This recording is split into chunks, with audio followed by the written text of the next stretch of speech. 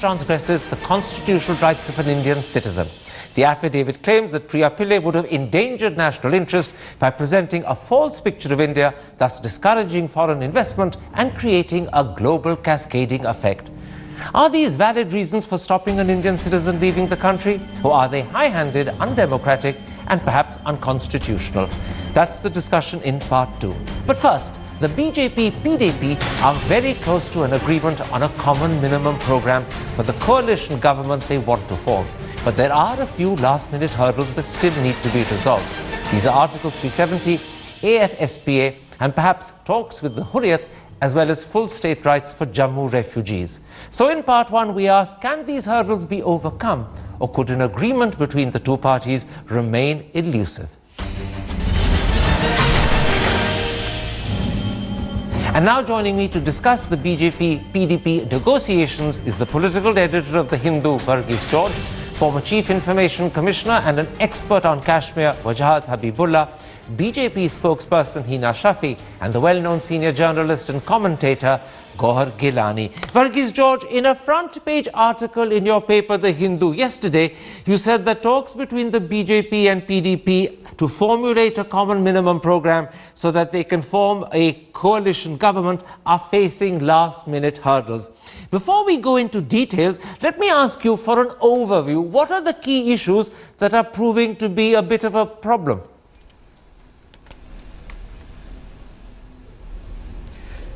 See, the issues that you just listed in your introductory remarks have been the problems in the last week or so.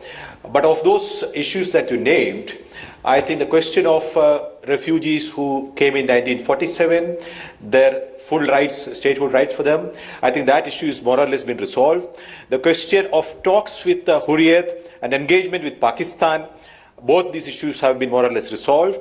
And I think the last minute, as of today, the sense that I'm getting is that the formulation on Article 370 and what to do with AFSPA, the controversial law on which the BJP and PDP have really irreconcilable positions.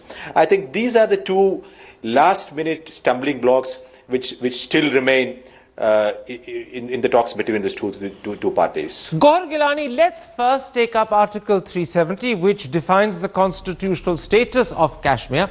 Its abrogation, as you know, is an article of faith with the BJP, although the party's most recent manifesto says that the step will only be taken after consultation with others. Now, the key question is, can the BJP agree to put this on the back burner for 5 years so as to form an alliance with the PDP, or would that damage the BJP's credibility? What's your answer? I think given the verdict in the recent Delhi Assembly elections, BJP has already got some answers to the kind of politics it has been involved in throughout all these decades. I think now compromising on its core ideology with regards to the Article 370, I think it will further damage BJP's own credibility and the way they fought elections in Jammu and Kashmir.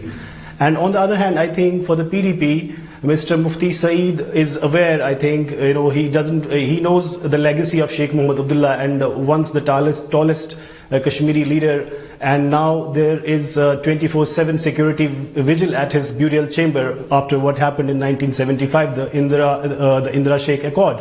So I think, now if you see, it took almost 2 months, 56 days, and we don't have a government. So you can understand the kind of contentious issues that are being debated and what kind of politics is going on and how PDP wants to sell itself and, wants to appear as not compromising and engage New Delhi in a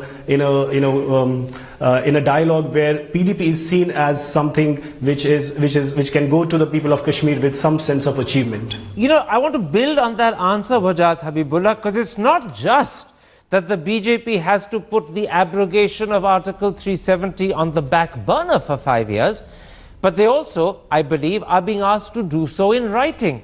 The PDP seems to suggest that a simple verbal assurance wouldn't be sufficient. Now, is putting something like that, which is an article of faith for the BJP, in writing, asking one step too many from the BJP? Well, let me tell you Well, let me tell you what I have got as a feedback from my friends in Kashmir.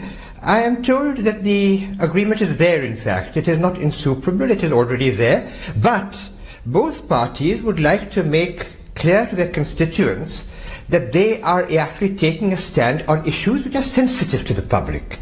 And therefore they're making clear what their stand will be. So I don't think, Article 370 is hardly an insuperable problem. And if I may invite your attention to what the Prime Minister himself said on an earlier visit to Jammu, that he said the Article 370 needs to be re-examined, not abrogated. That is already a step taken beyond the question of abrogation, which was earlier the BJP stand. Then, during the election, again, it was not made an issue. Article 370, the abrogation of Article 370 was not made an issue. So it's hardly an insuperable problem. Okay. AFSPA, again, it's, as both the PDP and the BJP can come to a settlement quite readily, because its abrogation or its extension or its removal from certain areas depends neither on these two those parties. It really depends upon the army, and surely the two parties. Let's stick to one subject at a time. We'll collapse into AFSP in a moment's time. Let's stick to one subject. Hina Shafi, you're hearing Wajahat Habibullah, who in his own right is not just an author on Kashmir but an expert. He's been divisional commissioner there, say that he doesn't believe Article 370 is an insuperable problem. You heard almost the opposite a moment ago from Gohar Gilani. Now, last year, when the BJP was fighting the Maharashtra election in September, it willingly put statehood for Vidarbha on the back burner, and I put it to you that that was an equally strong conviction which the party was prepared to put behind, or at least for a while put behind, so that it could win the Maharashtra elections. Now, on Article 370, there are many in Jammu who actually support its retention rather than abrogation. So here I ask the question, as it did in Vidarbha, could it agree for electoral reasons to put Article 370 on the back burner for 5 years? I believe right now, the government formation, we are keeping everything aside. These things can be discussed when the government is formed. BJP never really pressed on abrogation of Article 370. As Govt Jilani said, like, it is always in the election and they're going to lose their credibility.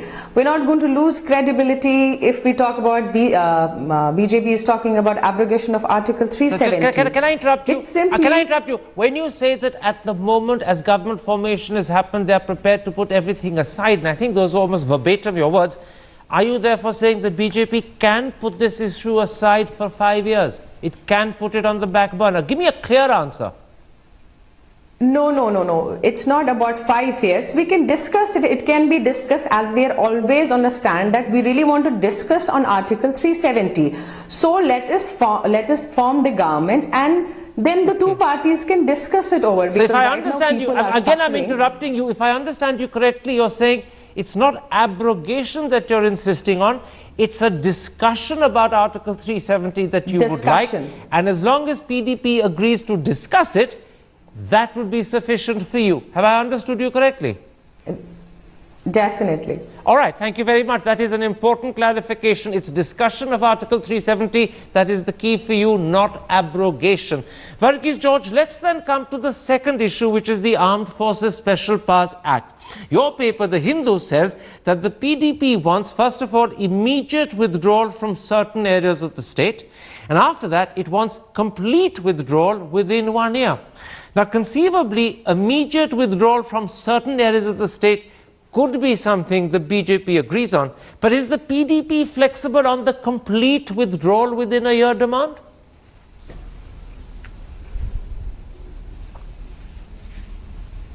I think perhaps they should be, because if there can be an agreement on removal of AFSPA from some districts where it is never used or it is hardly required, I think there could be a possibility of the BJP accepting to that idea, and the PDP actually taking a step back from the current demand and for the formulation that there has to be a 1 year time-bound plan for a complete revocation or removal of the FSPA.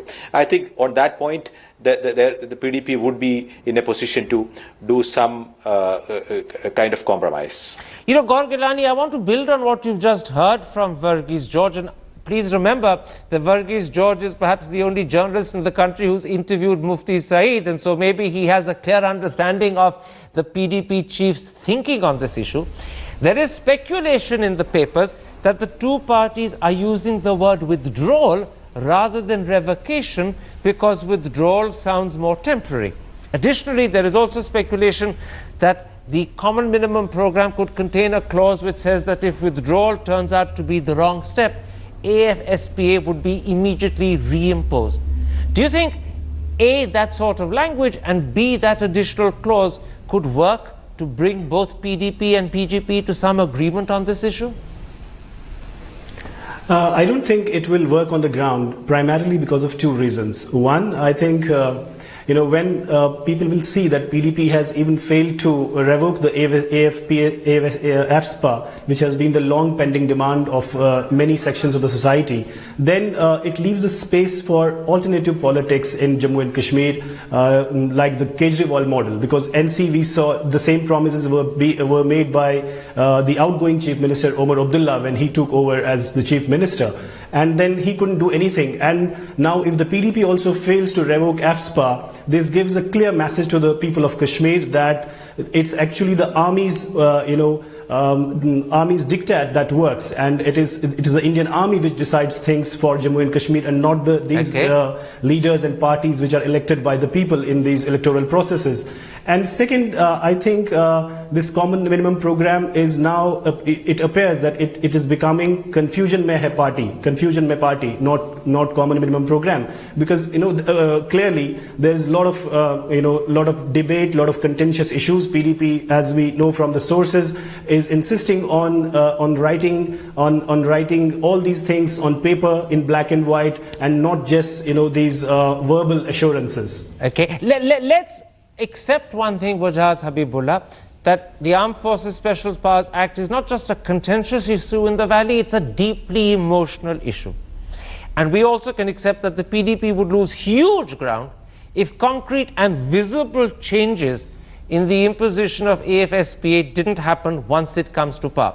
On the other hand, if, as Verghese George suggests, the BJP agrees to an immediate withdrawal from certain areas, and then there is no insistence on a complete withdrawal within 1 year, you will have, at least in those certain areas, concrete visible steps. Would that be sufficient for the PDP to convince its Kashmiri electorate that it's delivered, even if not everything, at least something that's sufficient? Karan, I think you're oversimplifying, and I would disagree with my young friend Gauhar that you see the question of whether the army dictating, because the AFSPA is continued. The army is deployed on condition of the AFSPA. The army has had to be deployed in J&K for reasons that we all know, and the terms of its deployment are the AFSPA. Now, therefore, if the AFSPA, and I've written about this quite extensively both in my book and in articles for the Indian Defence Services Institute, the question is that if the AFSPA is to be continued or not continued, it really depends on how the army deals with it. But you're slightly missing the point of my question, so I'm interrupting you. Forgive me. The point of my question. Let me restate the question, Wajad, because I think it's critical. I understand your point. Let me come to it. But come to it quickly, please. Let me come to it. I understand your question. Come to it then, please. Yes, if I may come to it, the point is that the revocation of the Armed Forces Special Powers Act is not really the issue. The presence of the military presence in areas which are civilian areas, where it is not required, and you will have to continue the AFSPA in those areas if the civilian presence continues over there. And if the civilian presence if the military presence is reduced there and extended in areas where it is also needed. And these, I'm telling you, not on the basis of my own analysis. No, but can I interrupt, because you're slightly confusing us with the wealth of detail you're giving, so I'm going to ask you to simplify your answer, because everyone is not an expert on Kashmir as you are. The point I want you to answer is this: would an immediate withdrawal from certain areas be sufficient for the PDP to say to its constituency, we have delivered concrete results on AFSPA, or would it be essential to go an additional step and ensure a complete withdrawal within a year? Answer that specific question.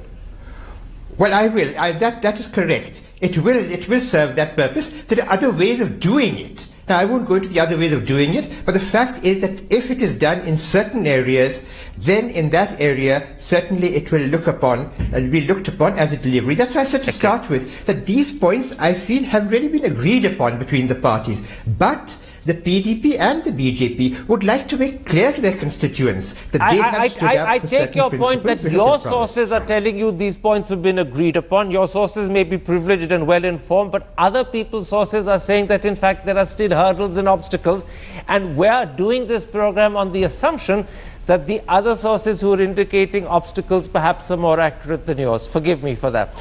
Hina Shafi, I want to take up this point about the army's influence and role in determining what happens to AFSPA. Because it's not just Gohar Gilani who mentioned it a moment ago. The Indian Express says, and I'm quoting from today's Indian Express, that the BJP has argued that the army is a stakeholder in the future of AFSPA. And therefore, the army must be consulted. Now, it's no secret that if you consult the army, they won't even agree to an immediate withdrawal from certain areas because they've already said they don't want that. And they certainly won't agree to a complete withdrawal within 1 year. So if you then make this dependent on what the army says, could AFSPA become a deal breaker? See, first of all, PDP should have not taken this thing for the election. That we will try to remove. Well, they did, and it's too late to say they shouldn't have done it. The reality you face is they did. So now answer on that basis. The reality is something different. It is an act, and we have to get the army in between, and the central government has to play a very important role. So I think things will slowly, they'll be lenient in few areas. I won't say like there'll be a withdrawal of the act, but there will be a leniency. But hang on a second. If you're going to consult the army and get their approval before there is even that leniency in certain areas, and you're making it clear it may not be a withdrawal, just leniency, then what happens if the army doesn't give its approval? Because up till now, the army position made repeatedly and publicly is they don't believe even a withdrawal in certain areas is acceptable. Now, are you making leniency something substantially less than withdrawal, or is it just a euphemism for withdrawal? Perhaps that's the question I'm asking you. You know, earlier it was never picked up by any of the parties, neither it was in the manifesto that ASPA will be withdrawal or something. So I think like both the parties are working on that, and very soon results will come out. Either there'll be a withdrawal, who will agree for the withdrawal, or there'll be a leniency in some parts. You're using that word leniency in a tantalizing fashion. Will Mr. Modi, in a sense, crack the knuckles of the army chief and army leaders and say, look, boys, you have to agree to what I call leniency. Your insistence that there should be no withdrawal even from certain areas is no longer acceptable. Will he take a hard line with the army? No, it is not the leniency like where we don't need them at present. Earlier, if we compare the situation few years back and now, we don't need where they should be, you know. But will the army agree to that, or will Mr. Modi force the army to agree? That's the question. No, Mr. Modi doesn't force anybody for doing anything. So now I think it's going to be in a discussion, and soon, I think in 2-3 days, everything will be resolved. All right, we're left with a slightly inconclusive answer on this one. Wajad Habibullah believes that it's already sorted out, and he's wagging his finger to suggest that his line is correct. You're saying that Mr. Modi will persuade the army, but as I said to you, the army's made it clear that perhaps this is an issue on which they cannot be persuaded, so maybe Mr. Modi will have to force the army. We simply don't know what will happen. Let's leave it to the future to determine. Let's come instead, Verghese George, to the third issue, which is the status of those who crossed over from Jammu, from Pakistan to Jammu in 1947. Now, the BJP wants full state rights for them. You believe that this is an issue where the PDP could be flexible, presumably in return for some equivalent accommodation on 370 and AFSPA. And certainly the Indian Express says, and I'm quoting them, PDP leadership isn't averse to being flexible. So do you think this is really not a problem at all? This is something that they can trade quite happily, provided they get something in return?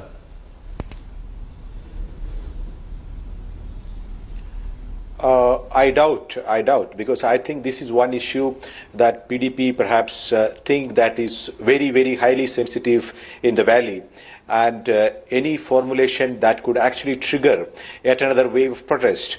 In fact, some of the PDP interlocutors I've had an opportunity to talk today, they even went to the extent of suggesting that tampering with that point at all could actually lead to a situation which happened during the Amarnath land row. So I think the PDP would be very, very cautious, and it will be, I would even say, it would be very, very wary of making something which would be interpreted as a compromise. This is very interesting, Varghese. You're saying to me that contrary to the Indian Express belief that in fact the PDP leadership could be flexible, you think that this is an issue that could become a bit of a flashpoint between them. I think the BJP would be flexible on this issue. I think the BJP may not insist on that point.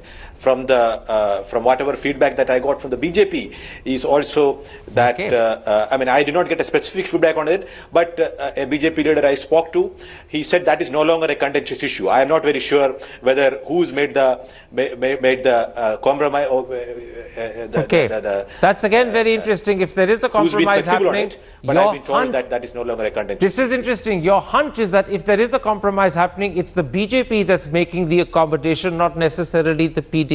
Now, Gaur Gilani, one area where clearly the BJP has taken steps to facilitate a PDP demand is the opening of talks with Pakistan. The Foreign Secretary, under the disguise of a SAARC Yatra, will in fact be visiting Islamabad. Bilateral issues will be discussed, and Mufti Saeed has publicly welcomed that. The issue that remains is the question of talking to Hurriyat.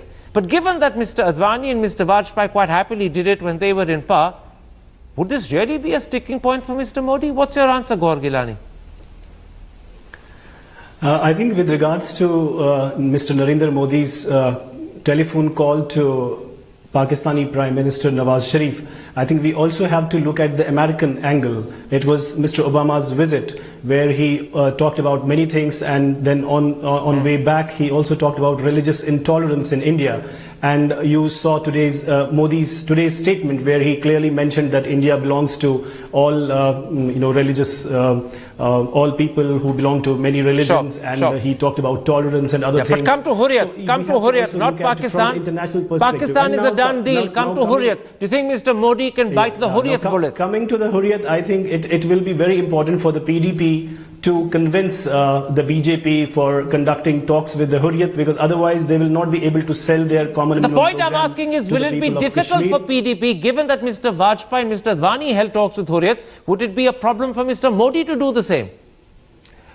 I think on the hindsight, it appears that it is for the first time that any political party from Jammu and Kashmir has actually engaged New Delhi, and not the otherwise, which used to be the trend that New Delhi would engage political parties from Jammu and Kashmir. So I think PDP has in some way played it smartly until now, but it remains to be seen whether the results are clearly as we know from the sources. But if it will be mere rhetoric, then God save them. Vedant Habibullah, I want to bring you in on that point. You've repeatedly said that your sources have actually led you to believe that on most of these issues an understanding is sorted out, but both parties need to reassure their constituents that they're not letting them down. So it's a question of presentation, it's a question of language, but the essential core agreement has been reached.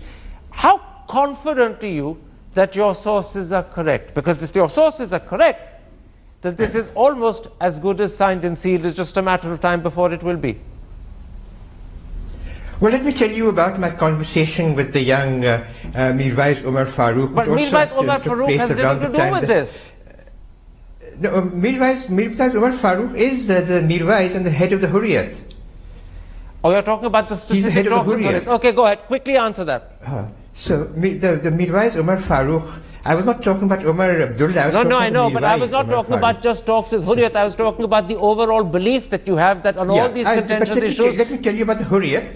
Very quickly, because I'm running out of time. I need a short answer, not one of your long ones. Okay. At that time, his question he had put to me is that would Mr. Modi be willing to to carry on the place which had been left by Mr. Vajpayee, and after that, the Prime Minister himself in his speeches has repeated the words of Mr. Vajpayee of talking about resolution on the form of insaniyat. So there have been steps taken forward in that direction, and therefore I would not apprehend that this should be a breaking point. On the question of the resettlement of refugees, because I'm running out of time. That strikes very clearly. That deals very clearly with the question of Article 370. And if Article 370 is agreed upon, let's not go back to Article 370. I know you're fond of giving detailed answers which complicate people, but we've handled Article 370. I'm not going to unwind it and unravel what we've achieved. So leave that aside. No, I'm going to Hina Shafi for the last word, because I need someone who will actually play ball with me and focus on the subject rather than transgress, as I'm afraid you're doing at the moment. The PDP has said, Hina Shafi, that the importance of the dialogue that is happening is that this is the first time Srinagar and New Delhi are talking. Secondly, the PDP has also told the Indian Express that a Mufti-Modi alliance, against the background of the fact that Kashmir is India's only Muslim majority state, will change the way the Modi government is viewed both by minorities in India as well as internationally. Do you see this dialogue in the same light? Are you therefore seeing it in the same way as they are? A quick answer. I'm really happy at least Mufti Saeed is accepting that Kashmir is the integral part of India. He always did, by the way. He never denied it. You forget that he was in fact the Congress party president in Kashmir. So don't cast aspersions on him. Come back to my question. Come back to my question. Yeah, I think it's really going to work, but not giving the importance to the Hurriyat or the separatist. We are ready to talk about the sensitive issue about the Kashmir, not giving the importance to the Hurriyat or the separatist. All right, I'm going to leave it there. There's a clearly positive note being sounded by Hina Shafi and Rajaz Habibullah. A lot more caution, cynicism from Varghese George and Gohar Gilani. This is an issue where we still have to know more before we can be certain that it is a done deal. But one thing is for sure, whether slowly or more rapidly, we are moving, I hope, in the right direction. My thanks to all my guests for joining me.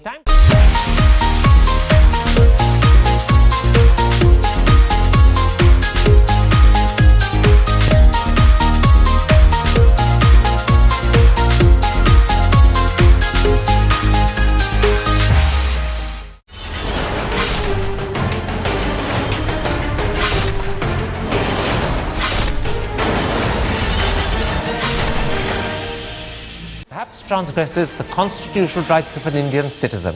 The affidavit claims that Priya Pillai would have endangered national interest by presenting a false picture of India, thus discouraging foreign investment and creating a global cascading effect. Are these valid reasons for stopping an Indian citizen leaving the country? Or are they high-handed, undemocratic and perhaps unconstitutional? That's the discussion in part 2.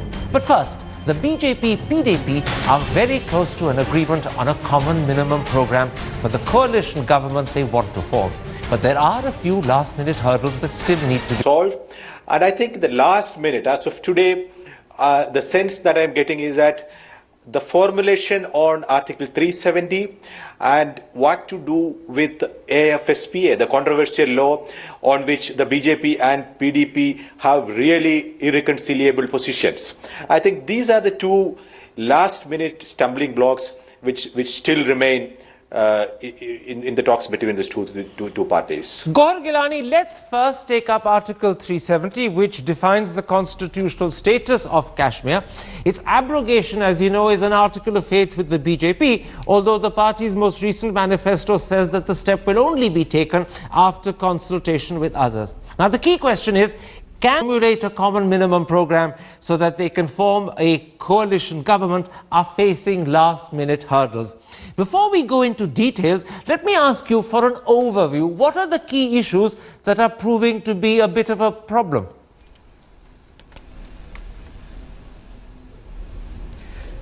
See, the issues that you just listed in your introductory remarks have been the problems in the last week or so.